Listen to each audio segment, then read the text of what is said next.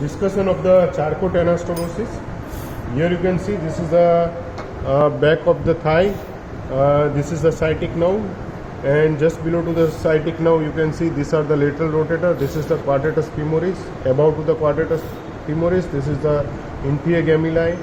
This one is the obturator internus tendon, and this one is the superior gemmelli, and this is the nerve to obturator internus, and this is the, here you can see this is the nerve to quadratus femoris, and it supplies to the quadratus femoris and inferior gemmelli, nerve to quadratus femoris, and obturator nerve to obturator internus, it supplies to the superior gemmelli and obturator internus muscles. Now we will discuss about the Charcot anastomosis. Here you can see this is the hamstring part of the adductor magnus, which is pierced by the profunda brachii artery. This is the profunda brachii artery.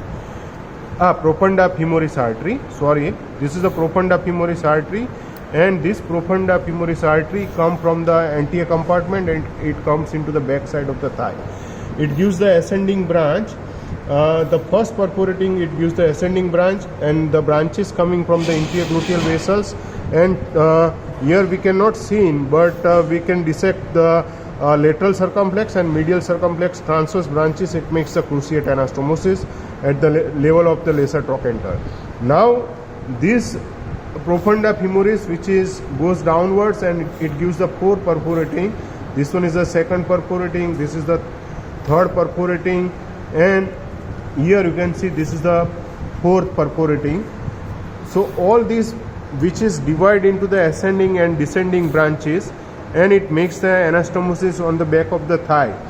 The first perforating ascending branch, which makes the cruciate anastomosis, which is formed by the transverse branch of the medial circumflex, transverse branch of the lateral circumflex, ascending branch of the first perforating, and branches coming from the inferior gluteal vessels. So here at that level, this is a cruciate anastomosis. And Charcot anastomosis, which is mainly formed on the back of the thigh, behind at the level of linea aspera. There is a hole inside the adductor magnus, and this adductor magnus at the level of the linea aspera on the back of the thigh, it gives the four perforating, first descending and second ascending branch, second descending and third ascending, third descending and fourth ascending branch. All this makes the Charcot anastomosis on the back of the thigh. So this is about the Charcot anastomosis.